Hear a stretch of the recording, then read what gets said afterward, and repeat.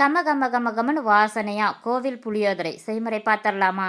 இப்போ கோடை விடுமுறையும் விட்டாச்சு. நிறைய பேர் டூரிஸ்ட்டு கோவில்னு சுற்றுலா போவீங்க. அப்படியாப்பட்டவங்களுக்கு இந்த புளியோதரை ரொம்ப ஈஸியாக இருக்கும். கண்டிப்பாக ட்ரை பண்ணி பாருங்கள். உங்களுக்கு தேவையான அளவுக்கு புளியை ஊற வச்சுக்கலாம். ஊற வச்சிருக்கிற புளியில் கொட்டையெல்லாம் இருக்கான்னு பார்த்துட்டு கொட்டையை நம்ம எடுத்துருவோம். ஏன்னா நம்ம வந்துட்டு மிக்ஸி ஜாரில் போட்டு தான் நம்ம நைஸாக அரைக்க போகிறோம். அரைச்சதுக்கு அப்புறம் நம்ம வடிகட்டி அதில் இருக்க நாரெல்லாம் எடுத்துக்கலாம். நம்ம அரைச்சதுக்கு பிறகு பார்த்திங்கன்னா புளி வந்துட்டு நல்லா திக்காக கிடைக்கும். குழம்பு சீக்கிரமாக வச்சிடலாம்.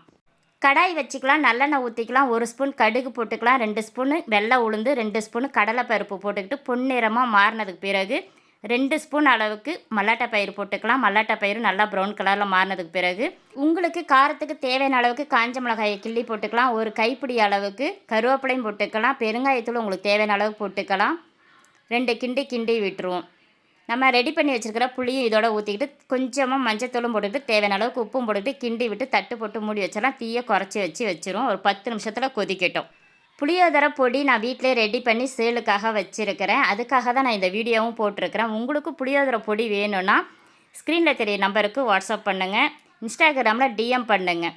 இந்த பொடி ஒரு 1½ ஸ்பூன் அளவுக்கு போட்டு கிண்டி விட்டு இன்னும் திரும்பவும் தட்டு போட்டு மூடி வச்சுட்டு ஒரு 10 நிமிஷம் அப்படியே கொதிச்சதுக்கப்புறம் ஆஃப் பண்ணிட்டீங்கன்னா கம வாசனையாக இருக்கும். ரொம்ப ஈஸியாகவும் புளியோதரையை ரெடி பண்ணிடலாம்.